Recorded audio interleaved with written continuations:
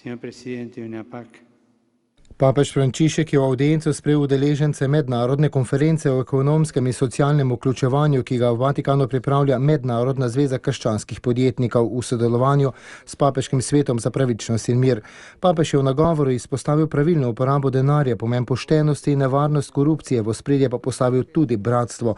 Med drugim je dejal: korupcija nastane zaradi češčenja denarja in se vrača k pokvarjencu, ki je ujetnik tega istega češčenja. Korupcija je prevara demokracije in odpira vrata drugim vrstam strašnega zla, kot so droga, prostitucija in trgovina z ljudmi, suženjstvo, trgovina s človeškimi organi, trgovina z orožjem.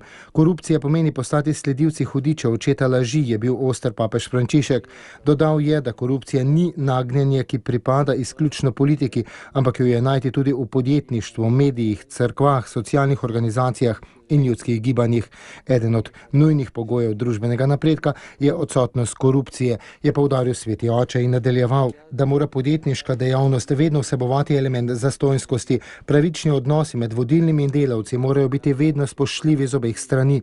Podjetje je delovna skupnost, kjer si vsi zaslužijo bratsko spoštovanje strani nadrejenih sodelavcev in podrejenih. Spoštovanje drugega kot brata se mora razširiti tudi na lokalno skupnost, kjer se podjetje fizično nahaja, in tudi vsi pravni in ekonomski odnosi podjetja morajo potekati v spoštljivem in bratskem ozračju.